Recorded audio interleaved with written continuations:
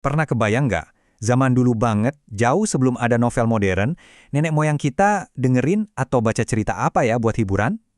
Hari ini, kita bakal buka sebuah peti harta karun sastra kuno yang isinya penuh keajaiban, kepahlawanan, dan kearifan yang luar biasa. Selamat datang di penelusuran kita tentang hikayat. Pertanyaannya mungkin kelihatan simpel ya, tapi jawabannya itu bakal bawa kita ke dunia yang beda banget dari rak buku kita sekarang. Coba deh, lupain sejenak soal cerpen dan novel. Bayangin masa-masa ketika cerita itu disebarin dari mulut ke mulut, di bawah terang bulan, atau mungkin di tengah pesta meriah di sebuah istana. Nah, ini dia jawabannya. Dunia sastra kuno itu dipenuhi sama kisah-kisah fantastis kayak gini. Cerita yang bukan cuma buat hiburan, tapi juga ngebentuk budaya, ngobarin semangat para pejuang, dan bahkan jadi semacam senjata politik. Semua itu terbungkus dalam satu bentuk sastra yang super keren, hikayat. Oke, sekarang kita bedah lebih dalam lagi. Kita kan sering dengar tuh kata hikayat, tapi apa sih itu sebenarnya? Ini bukan sekedar dongeng biasa loh. Ini adalah sebuah tradisi sastra yang kaya dan rumit, dengan tujuan yang sangat spesifik. Jadi, gampangnya gini, hikayat itu kayak paket komplit. Bayangin ada satu cerita yang fungsinya bisa jadi film blockbuster, buku sejarah, kitab hukum, sekaligus catatan silsilah keluarga. Semua jadi satu. Bisa jadi cerita rekaan total, bisa jadi catatan sejarah yang didramatisir, atau bahkan biografi seorang pahlawan. Nah, ini nih yang keren banget. Coba lihat, fungsi hikayat itu macam-macam banget. Ini bukan sekedar cerita pengantar tidur.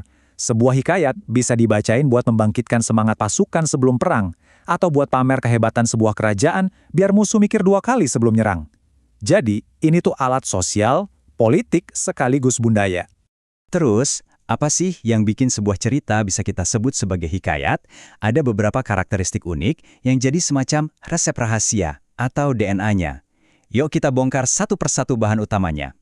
Karakteristik pertama, dan ini yang paling kelihatan, adalah kemustahilan. Maksudnya, cerita di hikayat itu nggak peduli sama hukum fisika atau logika. Bener-bener liar. Seorang bayi bisa lahir sambil pegang pedang. Atau kayak contoh di sini, seorang putri tiba-tiba muncul dari dalam gendang. Fantastis banget kan? Selanjutnya, ada kesaktian. Tokoh-tokohnya, mau itu yang baik atau yang jahat, sering banget punya kekuatan super. Mereka bisa terbang, bisa berubah wujud, atau punya senjata sakti yang bisa ngalahin ribuan musuh sendirian. Inilah yang bikin ceritanya jadi epik dan gak gampang dilupain.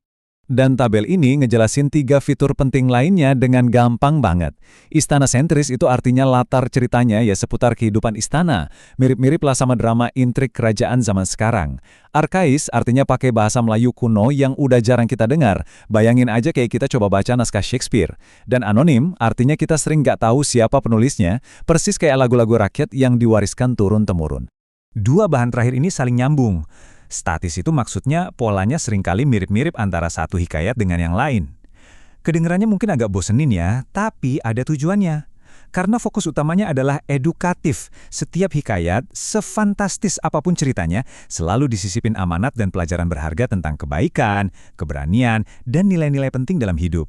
Walaupun ceritanya mustahil, strukturnya itu rapi dan jelas banget loh. Selalu dimulai dengan gambaran umum ceritanya, terus pengenalan latar tempat dan waktu, lalu muncul masalah, masalahnya selesai, dan ditutup dengan pesan moral. Pola 5 langkah ini bikin ceritanya gampang diikuti, dan pesannya nyampe. Tapi, cerita-cerita ini asalnya dari mana sih? Ternyata, hikayat itu bukan produk dari satu budaya aja. Ini adalah hasil persilangan budaya yang luar biasa dari berbagai penjuru dunia. Yuk kita ikut tur singkat buat ngelacak jejak asal-usulnya. Lihat deh, betapa beragamnya ini. Ada yang asalnya dari Melayu asli dengan nuansa Islam yang kental, kayak hikayat Hang Tuah. Terus ada pengaruh Hindu dari India dalam kisah Pandawa 5. Ada juga pengaruh dari Arab Persia yang melahirkan kisah ikonik 1001 Malam, dan bahkan perpaduan unik Hindu-Islam dari Jawa dalam hikayat Panji Semirang. Ini bukti betapa terbukanya tradisi ini sama dunia luar. Jadi, setelah ratusan tahun berlalu, kenapa kita di zaman sekarang masih perlu peduli sama cerita-cerita ini? Jawabannya ada di nilai-nilai universal yang dikandungnya, yang ternyata masih relevan banget sampai hari ini. Pada dasarnya, hikayat itu menanamkan 4 nilai utama. Ada nilai moral, yang ngajarin kita soal mana yang benar dan salah. Nilai agama, yang memperkuat hubungan kita dengan Tuhan. Nilai sosial, yang ngasih contoh cara berinteraksi di masyarakat. Dan pastinya, nilai budaya yang menjaga adat dan tradisi. Keempat pilar inilah yang bikin hikayat itu abadi. Nah, sebagai penutup, saya mau ninggalin satu pertanyaan buat Anda renungkan.